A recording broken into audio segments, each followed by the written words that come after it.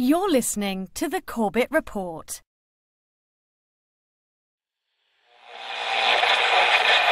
High oil prices helped ExxonMobil boost its profits to nearly $11 billion in the latest quarter. Shell is the latest oil company to report a big rise in profits thanks to higher oil prices. The ability of speculators to profit is surely dwarfed by the ability of oil-producing nations to profit from a higher price of oil. Maybe the easiest way for these guys to make the money, manipulate oil back above $50, even $60. Oil. From farm to pharmaceutical, diesel truck to dinner plate, pipeline to plastic product, it is impossible to think of an area of our modern-day lives that is not affected by the petrochemical industry. The story of oil is the story of the modern world. Parts of that story are well known. Rockefeller and Standard Oil, the internal combustion engine and the transformation of global transport, the House of Saud and the oil wars in the Middle East. Other parts are more obscure. The quest for oil in the outbreak of World War I, the petrochemical interests behind modern medicine, the big oil money behind the Green Revolution and the Gene Revolution. But that story, properly told, begins somewhere unexpected. Not in Pennsylvania with the first commercial drilling operation and the first oil boom, but in the rural backwoods of early 19th century New York State. And it doesn't start with crude oil or its derivatives, but a different product altogether. Snake oil. Dr. Bill Livingston, celebrated cancer specialist, was the very image of the traveling snake oil salesman. He was neither a doctor nor a cancer specialist. His real name was not even Livingston. More to the point, the rock oil tonic he pawned was a useless mixture of laxative and petroleum, and had no effect whatsoever on the cancer of the poor townsfolk he conned into buying it. He lived the life of a vagabond, always on the run from the last group of people he had fooled, engaged in ever more outrageous deceptions to make sure that the past wouldn't catch up with him. He abandoned his first wife and their 6 children to start a bigamous marriage in Canada at the same time as he fathered 2 more children by a third woman. He adopted the name Livingston after he was indicted for raping a girl in Cayuga in 1849. When he wasn't running away from them or disappearing for years at a time, he would teach his children the tricks of his treacherous trade. He once bragged of his parenting technique. "I cheat my boys every chance I get. I want to make 'em sharp." A towering man of over 6 feet and with natural good looks that he used to his advantage, he went by Big Bill. Others, less generously, called him Devil Bill. But his real name was William Avery Rockefeller, and it was his son, John D. Rockefeller, who would go on to found the Standard Oil monopoly and become the world's first billionaire. The world we live in today is the world created in Devil Bill's image. It's a world founded on treachery, deceit, and the naivety of a public that has never wised up to the parlor tricks that the Rockefellers and their ilk have been using to shape the world for the past century and a half. This is the story of the oligarchy.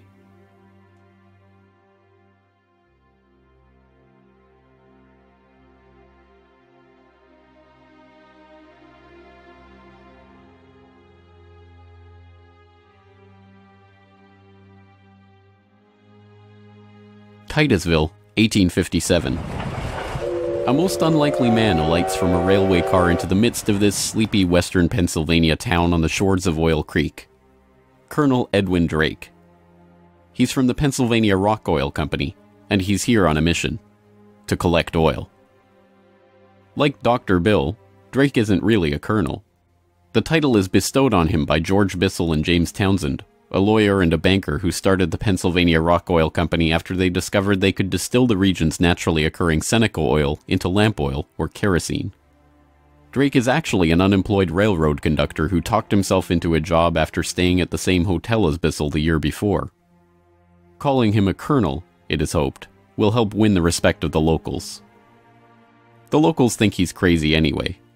Seneca oil is indeed plentiful, bubbling out of seeps and collecting in the creek, but other than as a cure-all medicine or grease for the local sawmill's machinery, it's hardly seen as something valuable. In fact, it can be a downright nuisance, contaminating brine wells that supply Pittsburgh's booming salt industry. Still, Drake has a task to complete: finding a way to collect enough oil to make the distillation of Seneca oil into lamp oil profitable. He tries everything he can think of. The Native Americans had historically collected the oil by damming the creek near a seep and skimming the oil off the top. But Drake can only collect 6 to 10 gallons of oil a day this way, even when he opens up extra seeps. He tries digging a shaft, but the groundwater floods in too quickly. By the summer of 1859, he's desperate.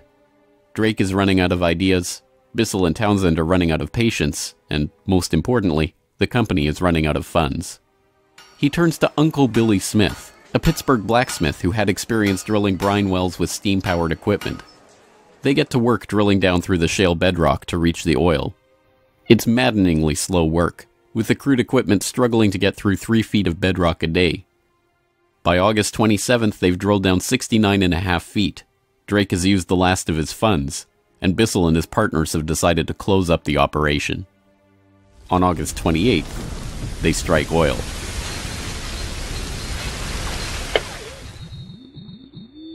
Then on Sunday, August 28, 1859, oil bubbled up the drive pipe. Uncle Billy and his son Sam bailed out several buckets of oil.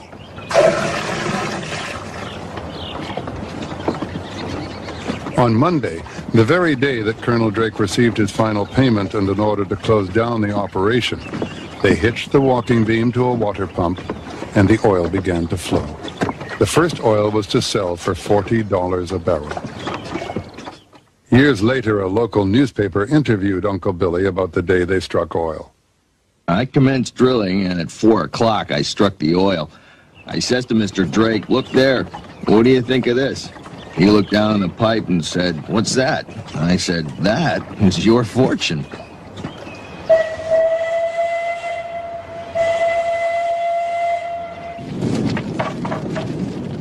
Drake's well proved that by drilling for it, oil could be found in abundance and produced cheaply. Overnight, a whole new industry was born.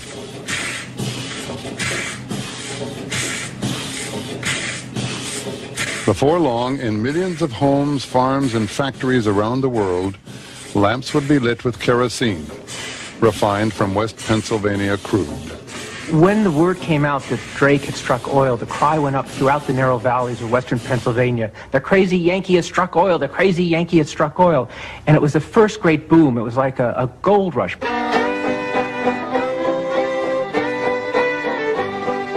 Down in Pennsylvania, there is plenty oil, they say. Petroleum, petroleum, we must all have some. Overnight, the quiet farming backwoods of rural Pennsylvania was transformed into a bustling oil region, with prospectors leasing up flats, towns springing up from nowhere, and a forest of percussion rigs covering the land. The first oil boom had arrived. Already poised to make the most of this boom was a young up-and-coming bookkeeper in Cleveland with a head for numbers, John Davison Rockefeller. He had 2 ambitions in life, to make $100,000 and to live to be 100 years old. John D. set off to make his fortune in the late 1850s, armed with a $1,000 loan from his father, Devil Bill. Grandfather never finished high school and went to Cleveland, having borrowed $1,000 from his father to start business, paid 9% interest on it, incidentally. And he read about the oil business just beginning and got interested and came to realize that it was a very volatile business at the time. In 1863, seeing the oil boom and sensing the profits to be made in the fledgling business, Rockefeller formed a partnership with fellow businessmen Maurice B. Clark and Samuel Andrews, a chemist who had built an oil refinery but knew little about the business of getting his product to market. 2 years later, the shrewd John D. bought out his partners for $72,500 and, with Andrews as partner, launched Rockefeller and Andrews. By 1870, after 5 years of strategic partnerships and mergers, Rockefeller had incorporated Standard Oil. The story of the rise of Standard Oil is an oft-told one. In a move that would transform the American economy, Rockefeller set out to replace a world of independent oilmen with a giant company controlled by him. In 1870, begging bankers for more loans, he formed Standard Oil of Ohio. The next year, he quietly put what he called our plan, his campaign to dominate the volatile oil industry, into devastating effect. Rockefeller knew that the refiner with the lowest transportation cost could bring rivals to their knees. He entered into a secret alliance with the railroads called the South Improvement Company. In exchange for large, regular shipments, Rockefeller and his allies secured transport rates far lower than those of their bewildered competitors. By 1879, when Rockefeller is 40, he controls 90% of the oil refining in the world. Within a few years, he will control 90% of the marketing of oil and a third of all of the oil wells. So this very young man controls what is not only a national but an international monopoly in a commodity that is about to become the most important strategic commodity in the world economy. By the 1880s, the American oil industry was the Standard Oil Company, and Standard Oil was John D. Rockefeller. But it wasn't long until a handful of similarly ambitious and well-connected families began to emulate the Standard Oil success story in other parts of the globe. One such competitor emerged from the Caucasus in the 1870s, where Imperial Russia had opened up the vast Caspian Sea oil deposits to private development. Two families quickly combined forces to take advantage of the opportunity.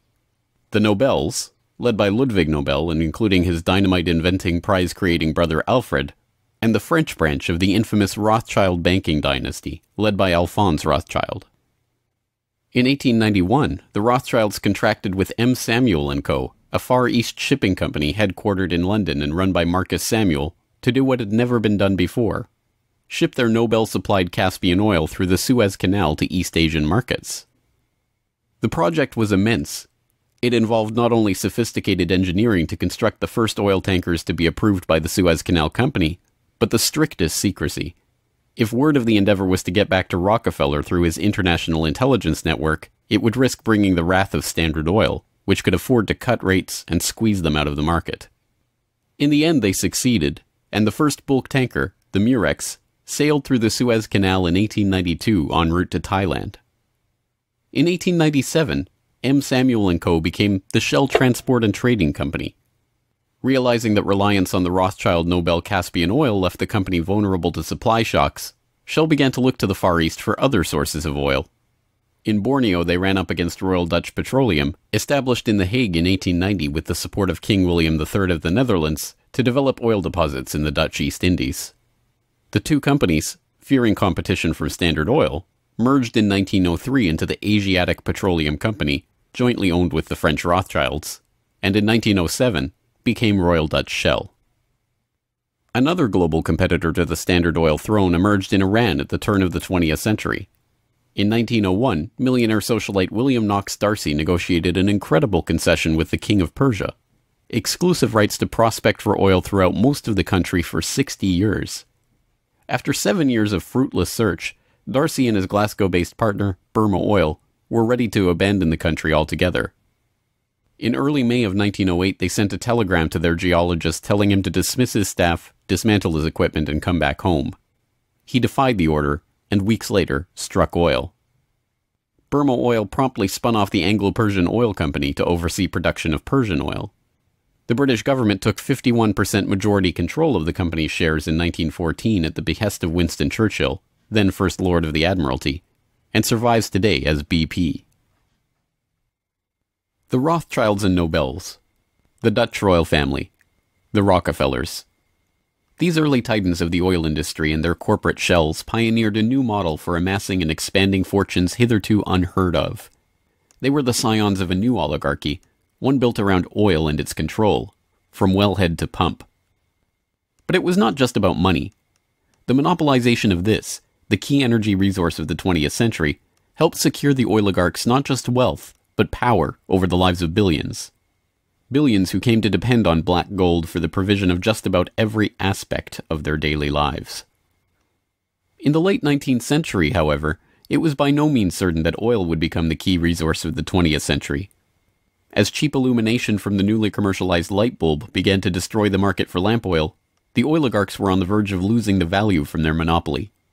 But a series of lucky strikes was about to catapult their fortunes even further. The very next year after the commercial introduction of the light bulb, another invention came along to save the oil industry. German engineer Carl Benz patented a reliable two-stroke internal combustion engine. The engine ran on gasoline, another petroleum byproduct, and became the basis for the Benz motor wagon that, in 1888, became the first commercially available automobile in history. And with that stroke of luck, the business that Rockefeller and the other oligarchs had spent decades consolidating was saved. But more luck was needed to ensure the market for this new engine. In the early days of the automobile era, it was by no means certain that gas-powered cars would come to dominate the market. Working models of electric vehicles had been around since the 1830s, and the first electric car was built in 1884. By 1897, there was a fleet of all-electric taxis shuttling passengers around London. The world land speed record was set by an electric car in 1898. By the dawn of the 20th century, electric cars accounted for 28% of the automobiles in the United States. The electrics had advantages over the internal combustion engine. They required no gear shifting or hand cranking, and had none of the vibration, smell, or noise associated with gasoline-powered cars. Lady Luck intervened again on January 10, 1901, when prospectors struck oil at Spindletop in East Texas. The gusher blew 100,000 barrels a day and set off the next great oil boom, providing cheap, plentiful oil to the American market and driving down gas prices. It wasn't long before the expensive, low-range electric engines were abandoned altogether, and big, loud, gas-guzzling engines came to dominate the road, all fueled by the black gold that Standard Oil, Shell, Gulf, Texaco, Anglo-Persian, and the other oil majors of the time were drilling, refining, and selling. Perhaps John D's greatest stroke of luck, however, was not supposed to be luck at all. Rockefeller had come under increasing scrutiny by a public outraged by the unprecedented wealth he had amassed through Standard Oil. Muckraking reporters like Ida Tarbell began digging up the dirt on his rise to power through railroad conspiracies, secret deals with competitors, and other shady practices. The press pictured him as a colossus with bribed politicians literally in the palm of his hand. Standard Oil was a menacing octopus with its tentacles strangling the lifeblood of the nation. Hearings began, investigations were launched, lawsuits were brought against him, and then, finally, in 1911, the Supreme Court made a monumental decision.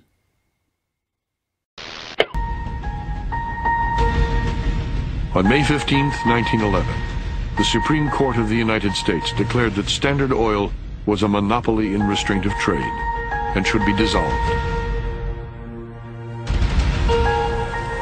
Rockefeller heard of the decision while golfing at Kaikit with a priest from the local Catholic Church, Father J.P. Lennon. And Rockefeller reacted with amazing aplomb. He turned to the Catholic priest and said, "Father Lennon, have you some money?" And the priest was very startled by the question and said, "No." And then he said, "Why?" And Rockefeller replied, "Buy Standard Oil." As Rockefeller foresaw, the individual Standard Oil companies were worth more than the single corporation. In the next few years, their shares doubled and tripled in value. By the time the reign of cash was over, Rockefeller had the greatest personal fortune in history, nearly 2% of the American economy. And it was really losing the antitrust case that converted John D. Rockefeller into history's first billionaire. So that Standard Oil was punished in the federal antitrust case, but John D. Rockefeller Sr. most assuredly was not.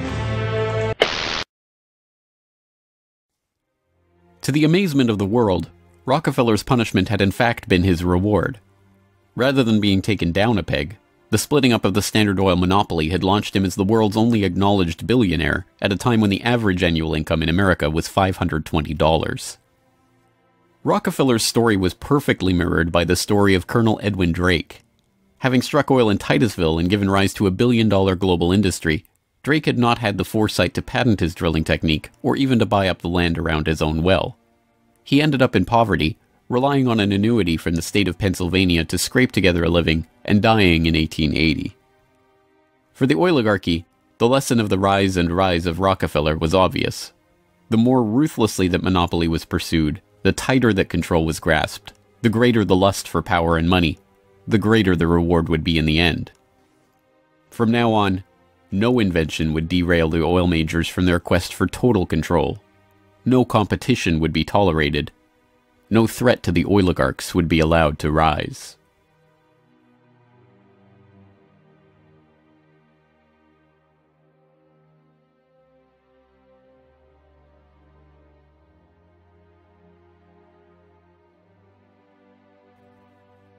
When asked how he could justify the treachery and deceit with which he had pursued the creation of the Standard Oil monopoly, John D. Rockefeller is reputed to have said, "Competition is a sin."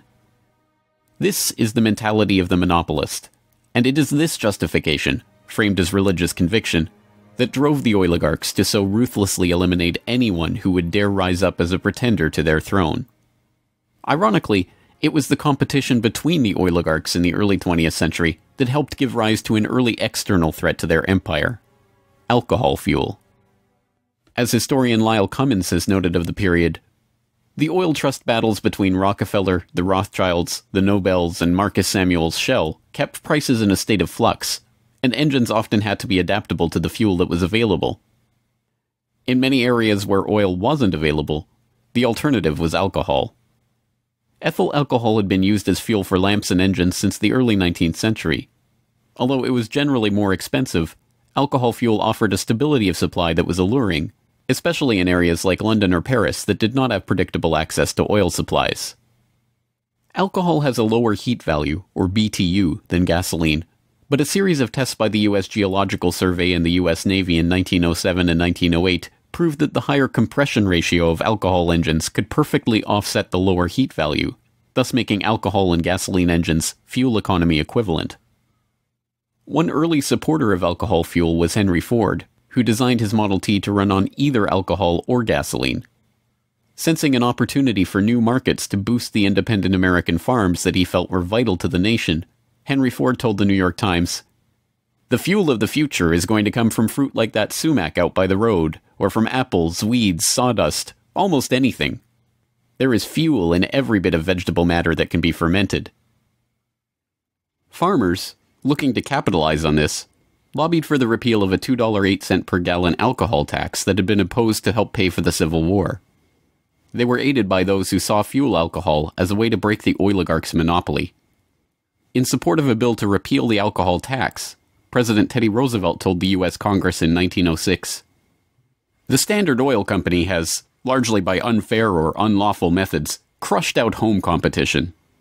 It is highly desirable that an element of competition should be introduced by the passage of some such law as that which has already passed the House, putting alcohol used in the arts and manufactures upon the free list."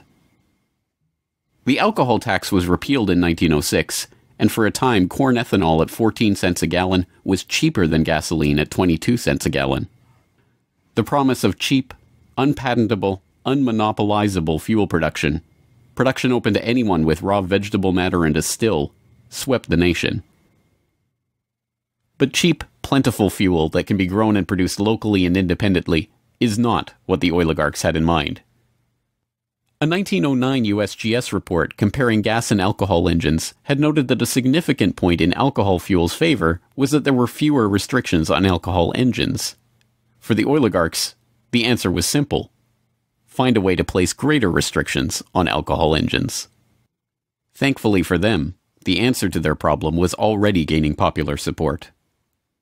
In the 19th century, America had a drinking problem. By 1830, the average American over 15 years old drank 7 gallons of pure alcohol per year, 3 times higher than today's average. This led to the first anti-alcohol movements in the 1830s and 1840s, and the formation of the Prohibition Party in 1869, and the Women's Christian Temperance Union in the 1870s.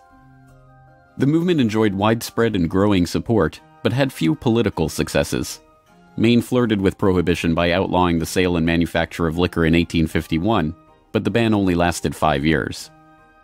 This changed with the formation of the Anti-Saloon League in Standard Oil's birth state of Ohio in 1893. The ASL was started by John D. Rockefeller's longtime personal friend Howard Hyde Russell, and was bankrolled in part by generous annual donations from Rockefeller himself. The ASL, with Rockefeller's backing, quickly became the driving force behind a national movement to outlaw the production and sale of alcohol. Rockefeller was a teetotaler himself, not from moral concern, but because he was afraid that good cheer among friends would lead to his downfall in business. Stephen Harkness, one of the silent partner investors in Standard Oil and a director in the company until his death, had caught Rockefeller's eye when he made a fortune buying up whiskey in advance of a new excise tax that he had been tipped about, and selling it at a huge profit after the tax kicked in. No, Rockefeller and Standard Oil were not concerned about the moral state of the nation, except as far as it impacted their bottom line. But when Prohibition did come in 1920, it had an interesting side effect. Although it didn't ban the use of ethanol as a fuel directly, it did lead to increasingly burdensome restrictions, requiring producers to add petroleum products to their ethanol to make it poisonous before it could be sold. Alcohol fuel, now completely unable to compete with gasoline, was abandoned altogether by the automobile industry. Another existential threat to the vast fortunes of the early oligarchs was to require an even greater effort at social engineering: public transportation. By the end of World War I, private car ownership was still a relative rarity. Only 1 in 10 Americans owned a car. Rail was still the transportation of choice for the vast majority of the public, and city dwellers in most major cities relied on electric trolley networks to transport them around town.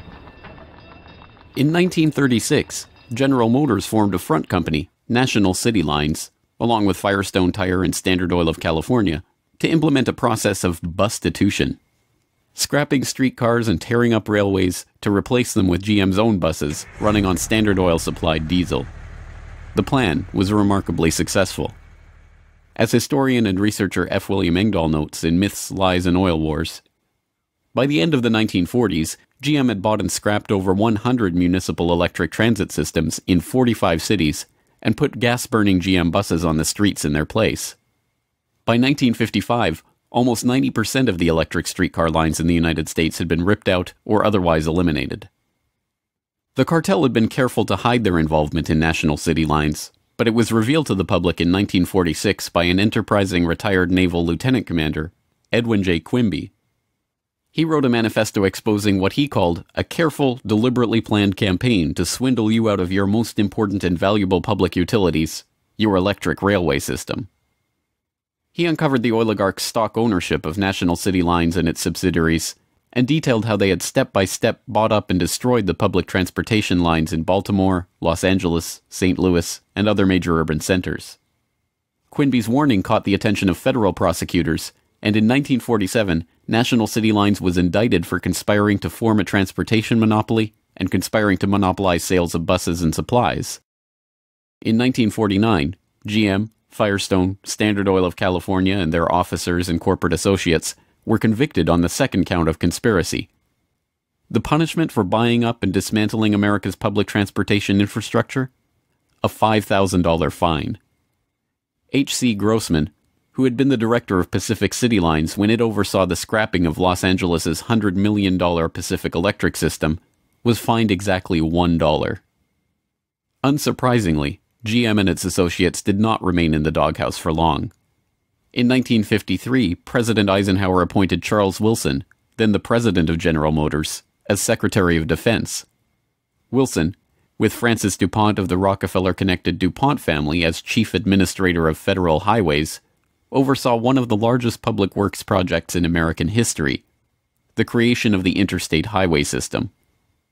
With a war-era excise tax on train tickets still in place, and federally funded highways and airports providing cheaper alternatives, rail travel declined a startling 84% between 1945 and 1964. This social engineering paid off well for Standard Oil and its growing list of petrochemical associates. In the 2.5 decades after the outbreak of World War II, vehicle production in Detroit almost tripled, from 4.5 million cars a year in 1940 to over 11 million in 1965. As a result, sales of refined gasoline over the same period rose 300%. But Rockefeller was not the only oligarch working to crush all opposition to his monopoly. Across the pond, the European oligarchs were working to protect their own oil investments from upstart competitors. In 1889, a consortium of German investors led by Siemens Deutsche Bank obtained a concession from the Turkish government for extension of a railway line connecting Berlin to Basra on the Persian Gulf via Baghdad in what was then part of the Ottoman Empire.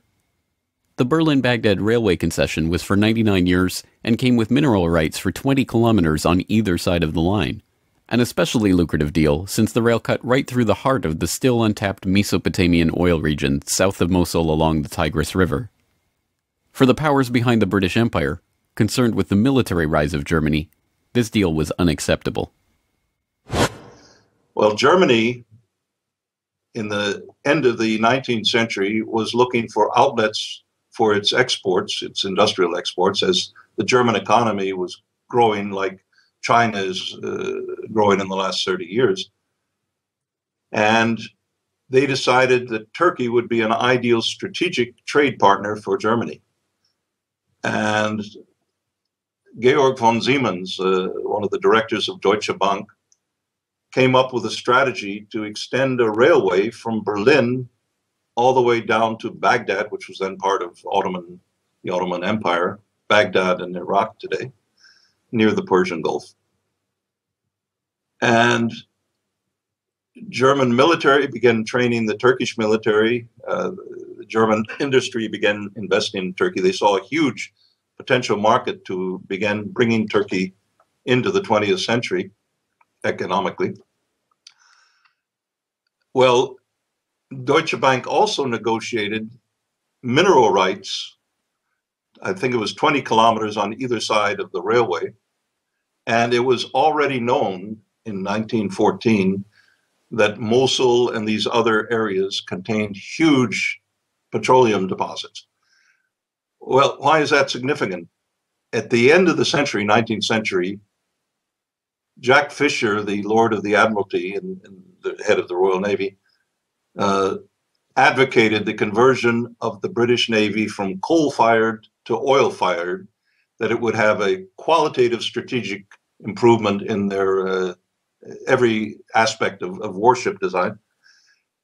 And since Britain didn't know that they had any oil back then, they went to Persia and swindled the Shah at that time out of oil rights in Persia.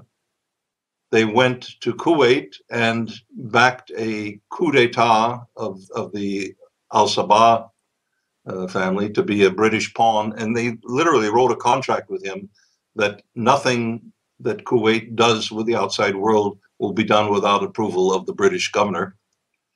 And Kuwait was known to have oil and lying right on the Persian Gulf. Well, the British looked at this railway plan of the Germans going right down to Baghdad and said, my God, you can put soldiers on rail cars and bring them down and threaten the oil lifeline of the British Navy. This is a strategic move by the Germans. It also would make Germany independent of the British control of the seas. The British oligarchs, including the British Crown with its hidden controlling stake in Anglo-Persian oil and the Rothschilds merchant Marcus Samuel at Royal Dutch Shell, sought to counter this German threat to their commercial and strategic interests. They used Armenian-born, naturalized British citizen Calouste Gulbenkian, the architect of the Royal Dutch Shell merger, in order, as he later recalled, to see British influence get the upper hand in Turkey against the Germans. If that was his task, it was a remarkable success. In 1909, the British set up the Turkish National Bank, which was Turkish in name only. Founded by London banker Sir Edward Castle and with directors like Hugo Baring of the Barings banking family, Castle himself, and Gulbenkian, the bank set up the Turkish Petroleum Company in 1912.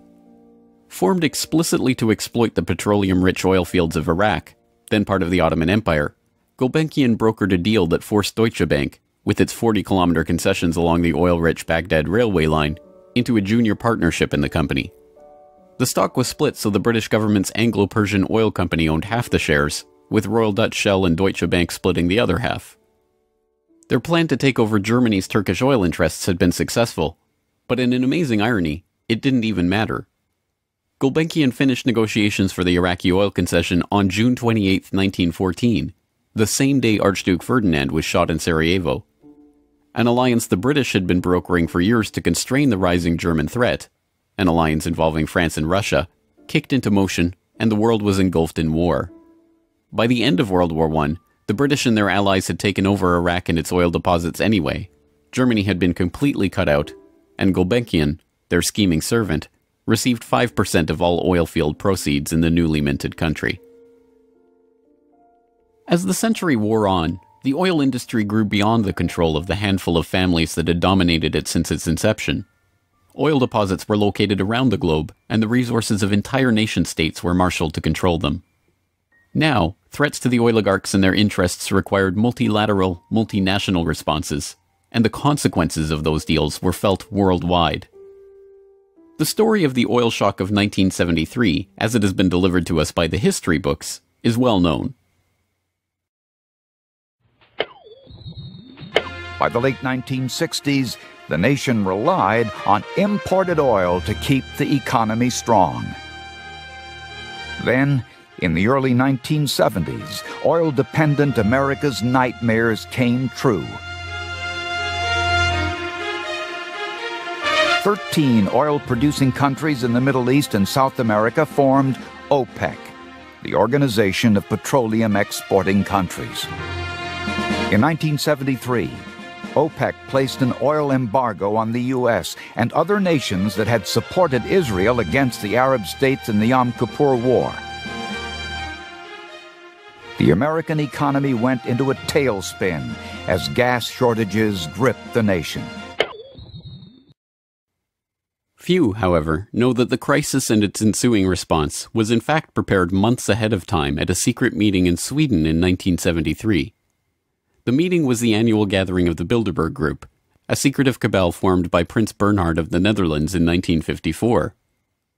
The Dutch royal family not only gave its royal imprint to Royal Dutch Petroleum, they are still rumored to be, along with the Rothschilds, one of the largest shareholders in Royal Dutch Shell, from the days when Queen Wilhelmina's Anglo-Dutch petroleum holdings and other investments made her the world's first female billionaire, right through to today. Bernhard's guest list at the Bilderberg Group reflected his position in the oligarchy. Alongside him at the Swedish conference were David Rockefeller of the Standard Oil dynasty and his protege Henry Kissinger, Baron Edmund de Rothschild, E.G. Collado, the vice president of Exxon, Sir Dennis Greenhill, director of British Petroleum, and Gerrit A. Wagner, president of Bernhard's own Royal Dutch Shell. At the meeting in Sweden, held 5 months before the oil crisis began, the oligarchs and their political and business allies were planning their response to a monetary crisis that threatened the world dominance of the US dollar. Under the Bretton Woods system, negotiated in the final days of World War II, the US dollar would be the backbone of the world monetary system, convertible to gold at $35 per ounce, with all other currencies pegged to it. Increasing US expenditures in Vietnam and decreasing exports caused Germany, France, and other nations to start demanding gold for their dollars. With the Federal Reserve's official gold holdings plunging and unable to stem the tide of demand, Nixon abandoned Bretton Woods in August 1971, threatening the dollar's position as the world reserve currency. Accordingly, I have directed the Secretary of the Treasury to take the action necessary to defend the dollar against the speculators. I have directed Secretary Connally to suspend temporarily the convertibility of the dollar into gold or other reserve assets, except in amounts and conditions determined to be in the interest of monetary stability and in the best interest of the United States.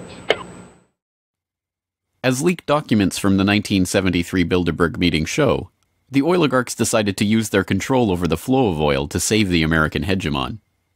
Acknowledging that OPEC could completely disorganize and undermine the world monetary system, the Bilderberg attendees prepared for an energy crisis or an increase in energy costs, which, they predicted, could mean an oil price between $10 and $12, a staggering 400% increase from the current price of $3.01 per barrel. 5 months later, Bilderberg attendee and Rockefeller protege Henry Kissinger, acting as Nixon's Secretary of State, engineered the Yom Kippur War and provoked OPEC's response, an oil embargo of the US and other nations that had supported Israel. On October 16, 1973, OPEC raised oil prices by 70%. At their December meeting, the Shah of Iran demanded and received a further raise to $11.65 a barrel, or 400% of oil's pre-crisis price. When asked by Saudi King Faisal's personal emissary why he had demanded such a bold price increase, he replied, "Tell your king, if he wants the answer to this question, he should go to Washington and ask Henry Kissinger." In the second move of the operation, Kissinger helped negotiate a deal with Saudi Arabia. In exchange for U.S. arms and military protection, the Saudis would price all their future oil sales in dollars and recycle those dollars through treasury purchases via Wall Street banks. The deal was a bonanza for the oligarchs. Not only did they get to pass the price increases on to the consumers, but they benefited from the huge flows of money into their own banks. The Shah of Iran parked the National Iranian Oil Company's revenues in Rockefeller's own Chase Bank, revenues that reached $14 billion per year in the wake of the oil crisis. With the creation of this new system, the petrodollar, the oligarchs had reached unprecedented levels of control over the economy. Not only that, they had backed the world monetary system with their commodity, oil, and brought potential competition from upstart producer nations under their control all in one step. But for the insatiable appetites of these monopolist titans, mere control over the world's monetary system was not enough.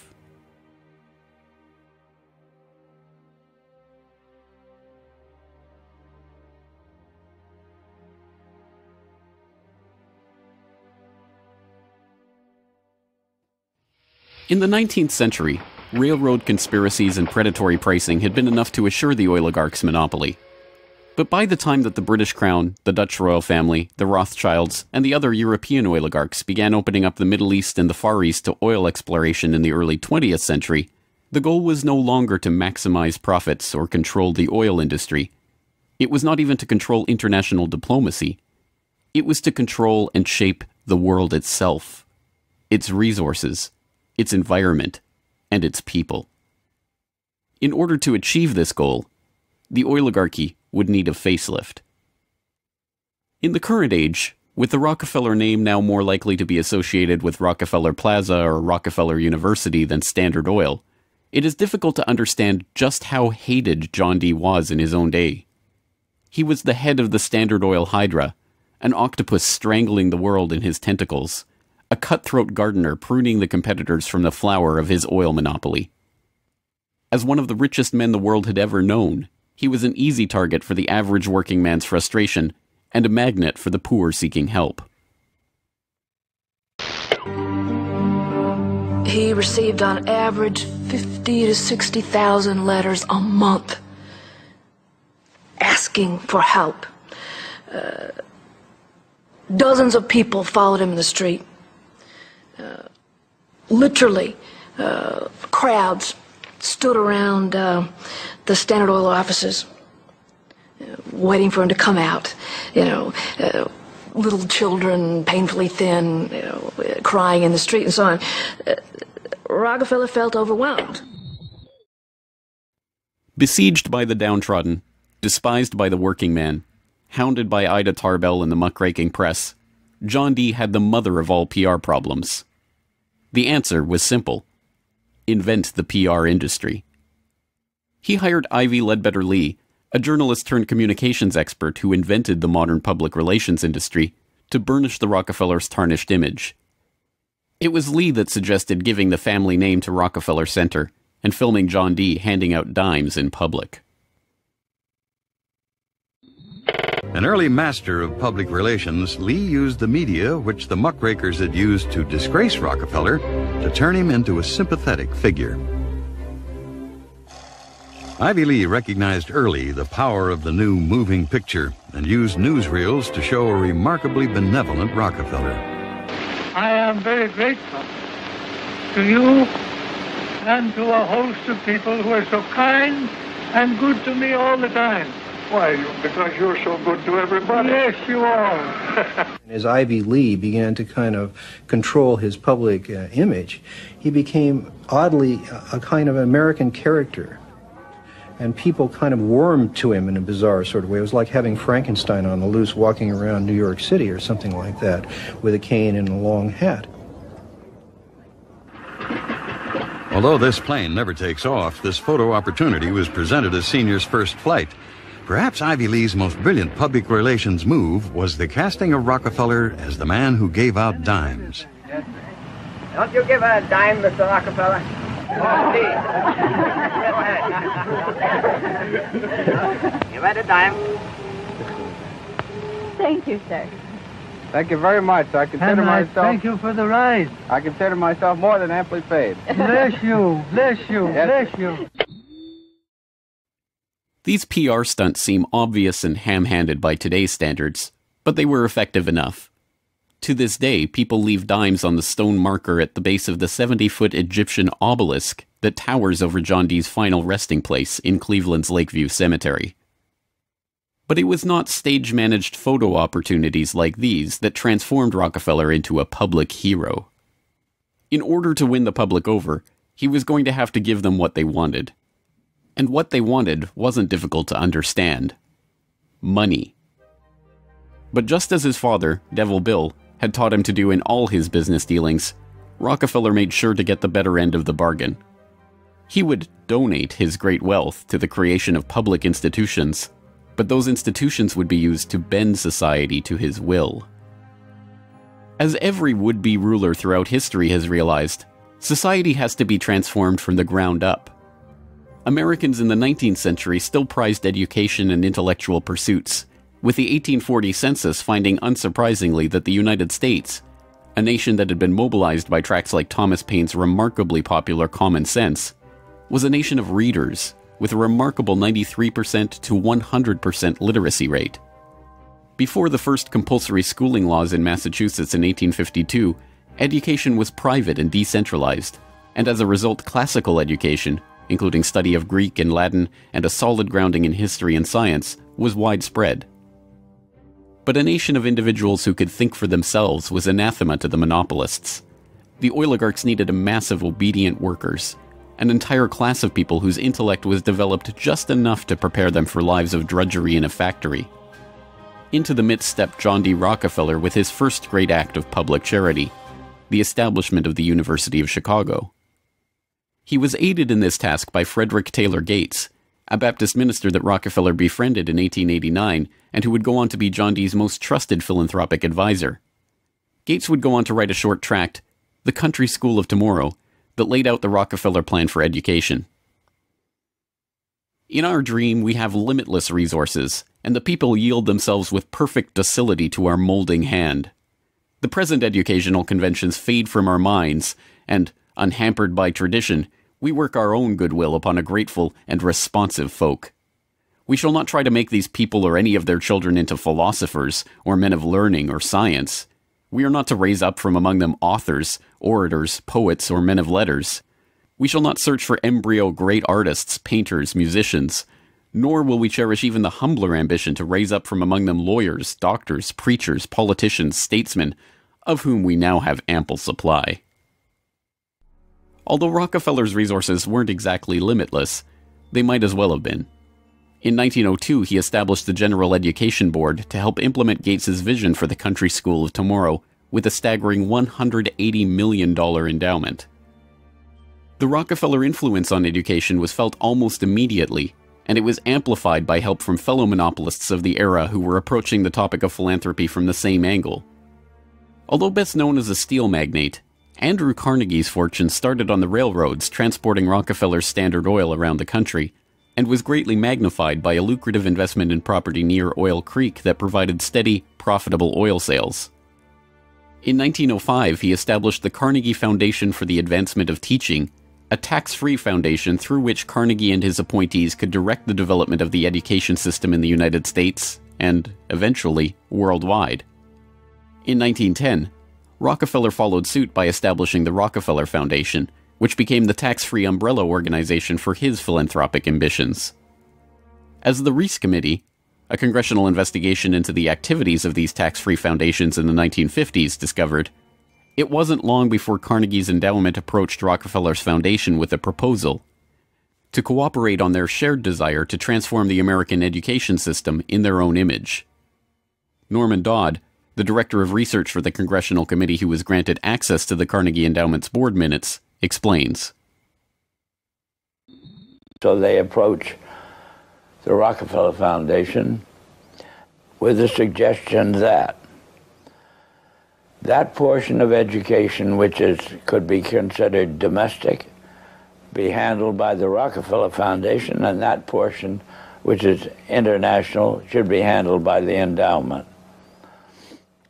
And they then decide that the key to the success of these two operations lay in an alteration in the teaching of American history. So they approach 4 of the then most prominent teachers of American history in the country, people like Charles and Mary Bird, and their suggestion to them is, will they alter the manner in which they present this subject, and they get turned down flat. So they then decide that it is necessary for them to do, as they say, build our own stable of historians.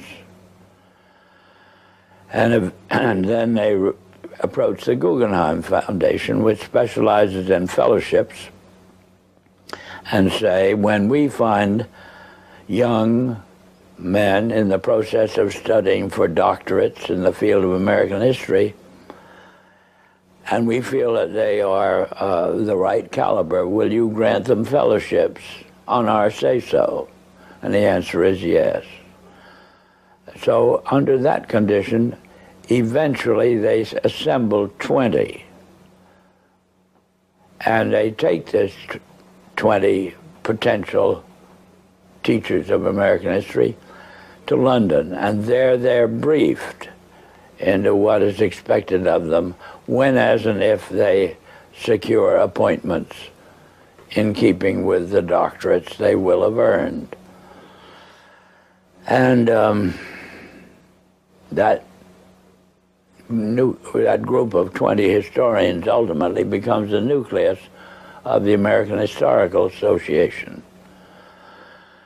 And then toward the end of the 1920s, the endowment grants to the American Historical Association $400,000 for a study of our history in a manner which points to what can this country can it look forward to in the future. And that culminates in a 7-volume study, the last volume of which is, of course, in essence a summary of the contents of the other 6. And the essence of the last volume is the future of this country belongs to collectivism administered with characteristic American efficiency. With this base for transformation firmly established, the Rockefeller Foundation and like-minded organizations embarked on a program so ambitious that it almost defies comprehension. They transformed the practice of medicine. As usual, the oligarchs that funded this change were also there to profit from it, and once again, John D. took his cue from Devil Bill's example. William Rockefeller had called his brand of snake oil New Joel for New Oil, and Standard Oil spun off New Joel as a laxative under their Stanco subsidiary. Manufactured on the same premises as Flit, an insecticide also derived from Standard Oil's byproducts, New Joel sold at the druggist for 28 cents per 6-ounce bottle. It cost Standard Oil less than 1/5 of a cent to manufacture. Pharmaceuticals provided a lucrative new opportunity for the oligarchs, but in a turn-of-the-century America that was still largely based on naturopathic, herbal remedies, it was a tough sell. The oligarchy went to work changing that. In 1901, John D. established the Rockefeller Institute for Medical Research. The institute recruited Simon Flexner, a pathology professor at the University of Pennsylvania, to serve as its director. His brother, Abraham, was an educator who was contracted by the Carnegie Foundation to write a report on the state of the American medical education system. His study, the Flexner Report, along with the hundreds of millions of dollars that the Rockefeller and Carnegie Foundations were to shower on medical research in the coming years, resulted in a sweeping overhaul of the American medical system. Naturopathic and homeopathic medicine medical care focused on unpatentable, unmarketable natural remedies and cures, was now dismissed as quackery. Only drug-based allopathic medicine requiring expensive medical procedures and lengthy hospital stays was to be taken seriously. The fortunes of Carnegie, Morgan, and Rockefeller financed surgery, radiation, and synthetic drugs. They were to become the economic foundations of the new medical economy. The takeover of the medical industry was accomplished by the takeover of the medical schools. Well, the people that we're talking about, Rockefeller and Carnegie in particular, came to the picture and said, we will put up money. They offered tremendous amounts of money to the schools that would agree to cooperate with them. The donors said to the schools, we're giving you all this money. Now, would it be too much to ask if we could put some of our people on your board of directors to see that our money is being spent wisely? Almost overnight, all of the major universities received large grants from these sources and also accepted 1, 2, or 3 of these people that I mentioned on their board of directors, and the schools literally were taken over by the financial interests that put up the money. Now, what happened as a result of that is that the schools did receive an infusion of money. They were able to build new buildings. They were able to add expensive equipment to their laboratories. They were able to hire top-notch teachers. But at the same time as doing that, they skewed the whole thing in the direction of pharmaceutical drugs. That was the efficiency in philanthropy. The doctors from that point forward in history would be taught pharmaceutical drugs. All of the great teaching institutions in America were captured by the pharmaceutical interests in this fashion. And it's amazing how little money it really took to do it. The oligarchy birthed entire medical industries from their own research centers and then sold their own products from their own petrochemical companies as the cure. It was Frank Howard, a Standard Oil of New Jersey executive, who would go on to persuade Alfred Sloan and Charles Kettering to donate their fortunes to the cancer center that would then bear their name. As director of research at Sloan Kettering, Howard appointed Cornelius Rhodes, a Rockefeller Institute pathologist, to develop his wartime research on mustard gas for the U.S. Army into a new cancer therapy. Under Rhodes's leadership, nearly the entire program and staff of the Chemical War Service was reformed into the Sloan Kettering Drug Development Program, where they worked on converting mustard gas into chemotherapy. And once again, the Rockefellers' own snake oil was being sold as a cancer cure-all. The oligarchs' interest in the burgeoning pharmaceutical industry converged in companies like IG Farben, a drug and chemical cartel formed in Germany in the early 20th century. Royal Dutch's own Prince Bernhard served on an IG Farben subsidiary's board in the 1930s, and the cartel's American operation, set up in cooperation with Standard Oil, included on its board Standard Oil president Walter Teagle, as well as Paul Warburg of Kuhn-Loeb and Company, itself headed by Jacob Schiff of the Rothschild broker family. At its height, IG Farben was the largest chemical company in the world, and the 4th largest industrial concern in the world, right behind Standard Oil of New Jersey. The company was broken up after World War II, but like Standard Oil, its various pieces remained intact, and today BASF, one of its chemical offshoots, remains the largest chemical company in the world, while Bayer and Sanofi, 2 of its pharmaceutical offshoots, are among the largest pharmaceutical companies in the world.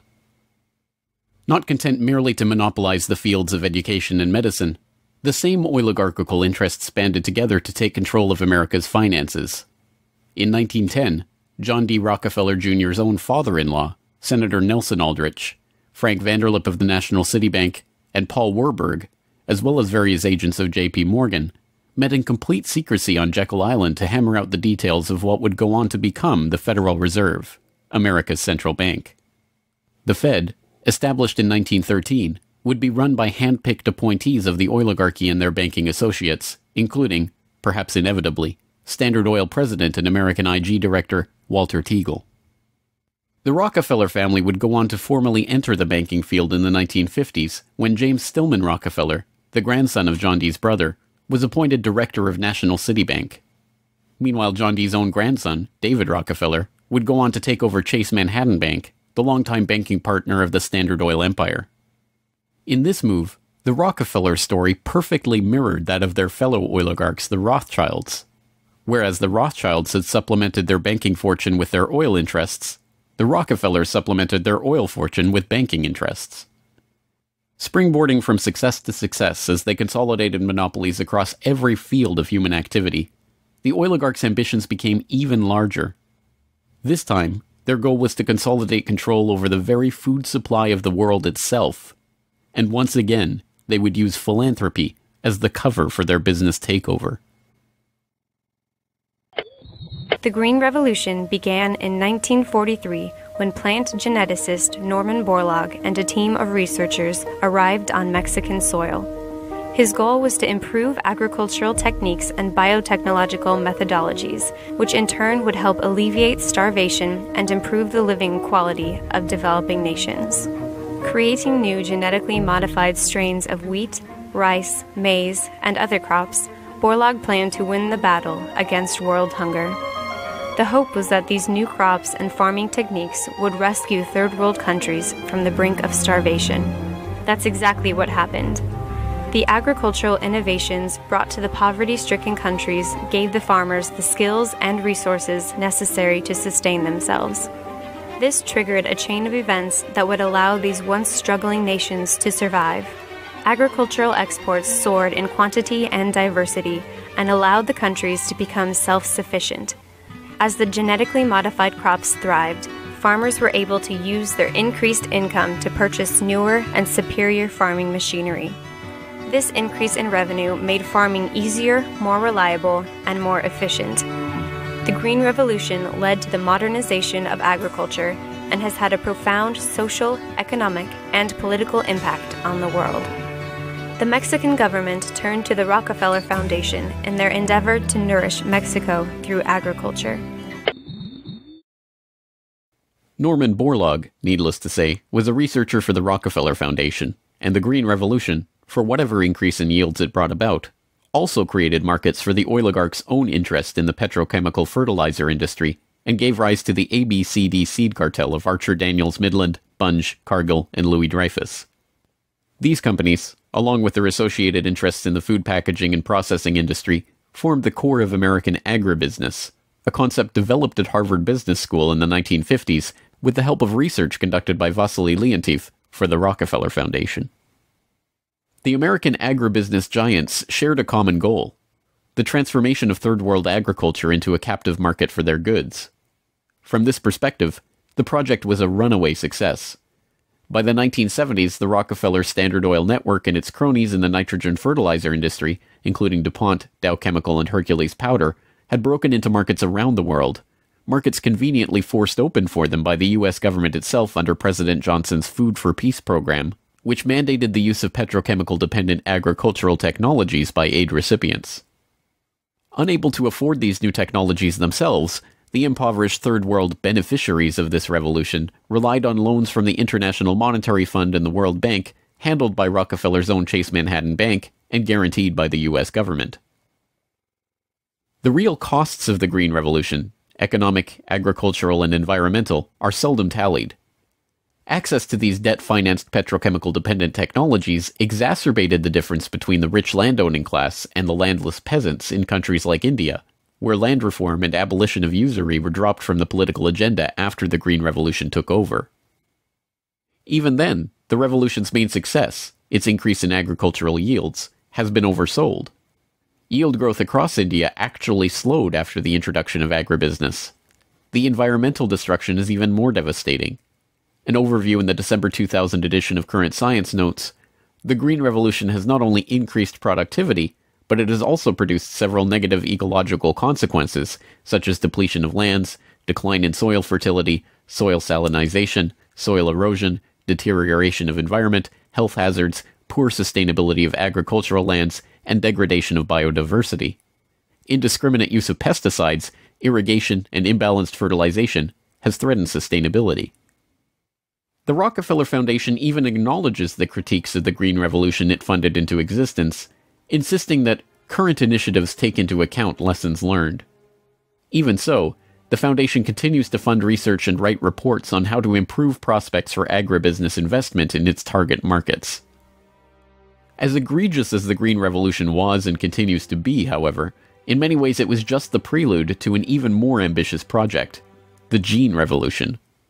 Now the project is not merely to monopolize the technologies, supplies, and chemical inputs for agriculture worldwide, but to monopolize the food supply itself through the replacement of the world's natural seeds with patentable, genetically modified crops.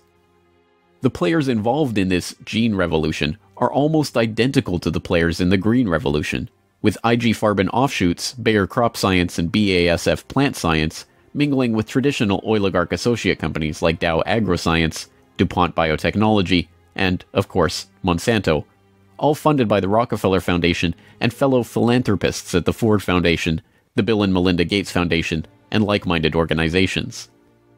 The convergence of corporate, philanthropic, governmental, and intergovernmental interests in promoting GM crops around the world can be seen in the bewildering array of research institutes, industry associations, and consultative groups devoted to the case. The Rockefeller-funded International Rice Research Institute, the Rockefeller-Monsanto USAID brainchild International Service for the Acquisition of Agribiotech Applications, the Rockefeller-Ford World Bank-created Consultative Group of International Agricultural Research, and dozens of other bland, benign-sounding organizations research and promote GM crops in target markets around the globe, with the profits ending up in the oligarchs' coffers. A representative example of this story is the agribusiness neocolonization of Argentina, where Monsanto ran an elaborate bait-and-switch to get the country hooked on its genetically modified Roundup-ready soybeans, before demanding royalties on the crops that were by then already growing. DuPont then took over, magnanimously beginning a Protein for Life program to foist their own GM soybeans on the country's poor. The same scene has played itself out in country after country, where cartel-developed GM crops are foisted on emerging economies through food aid, usually during times of famine when those countries are especially vulnerable. Only a handful of countries like Zambia or Angola have outright rejected this GMO takeover of their food supply, generously subsidized by the US government to the benefit of the agribusiness cartel.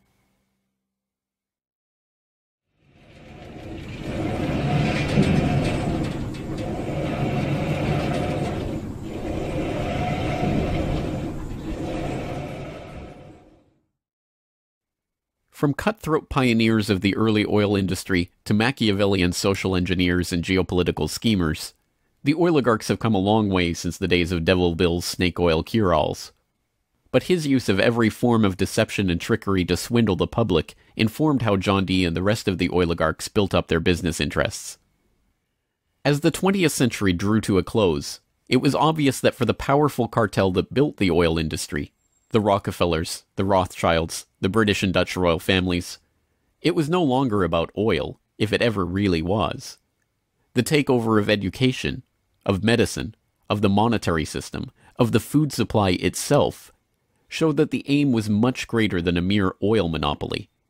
It was the quest to monopolize all aspects of life, to erect the perfect system of control over every aspect of society, every sector from which any threat of competition to their power could emerge. They had been remarkably, almost unbelievably successful. From oil well to gas pump, farm to fork, hospital to pharmaceutical, drill rig to dollar bill, there was almost no aspect of society that was not under their control. But the oligarchs are not done yet.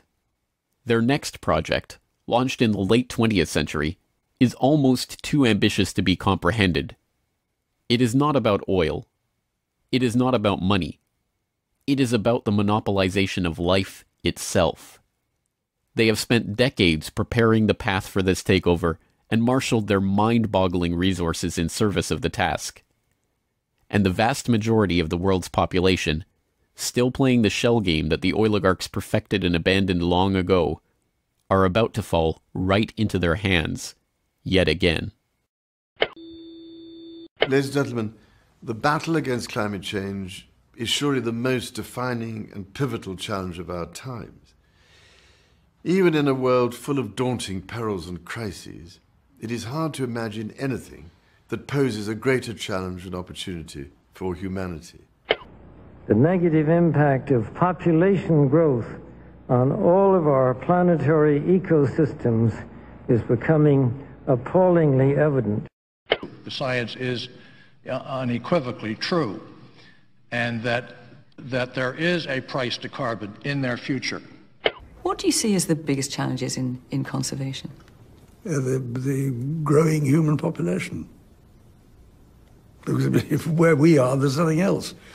We have to start spending money, fast on the solutions that we have in hand to try and help these countries which are already seeing the effects of climate change today and seeing the effects of our consumption, basically. David Rothschild, thank you so much for joining us here on Bloomberg. Down in Pennsylvania, there is plenty oil, they say. Petroleum, petroleum, we must all have some. The oily fever, don't you see, infects most every live Yankee. From north, from east and west they come for petroleum oil. Oil, oil, oil, oh petroleum. Oil, oil, oil, petroleum.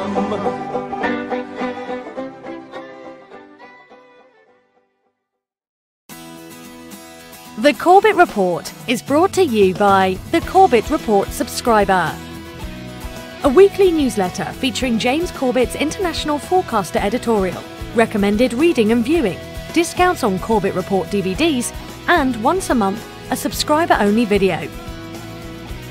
Sign up today to start receiving your copy at corbettreport.com/support. There is nothing the political establishment will not do, no lie that they won't tell, to hold their prestige and power at your expense. And that's what's been happening. The Washington establishment and the financial and media corporations that fund it exist for only one reason: to protect and enrich itself.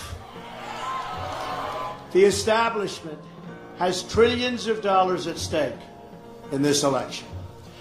As an example, just one single trade deal they'd like to pass involves trillions of dollars controlled by many countries, corporations, and lobbyists.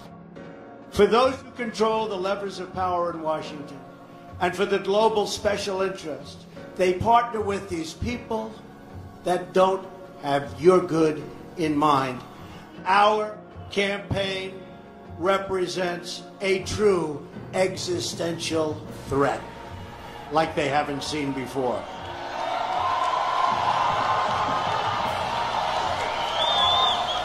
This is not simply another four-year election. This is a crossroads in the history of our civilization that will determine whether or not we, the people, reclaim control over our government.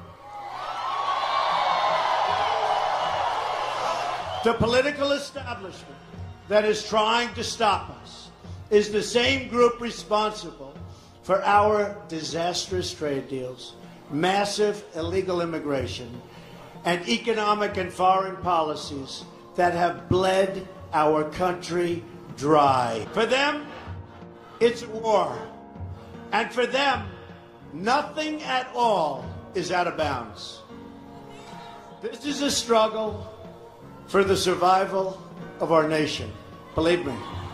This election will determine whether we're a free nation or whether we have only the illusion of democracy, but are in fact controlled by a small handful of global special interests rigging the system, and our system is rigged. This is reality. You know it, they know it, I know it, and pretty much the whole world knows it. The establishment and their media enablers wield control over this nation through means that are very well known. Anyone who challenges their control is deemed a sexist, a racist, a xenophobe, and morally deformed. They will attack you. They will slander you. They will seek to destroy your career and your family. They will seek to destroy everything about you, including your reputation. They will lie, lie, lie, and then again, they will do worse than that. They will do whatever's necessary. The Clintons are criminals. Remember that. They're criminals. Our great civilization, here in America and across the civilized world, has come upon a moment of reckoning.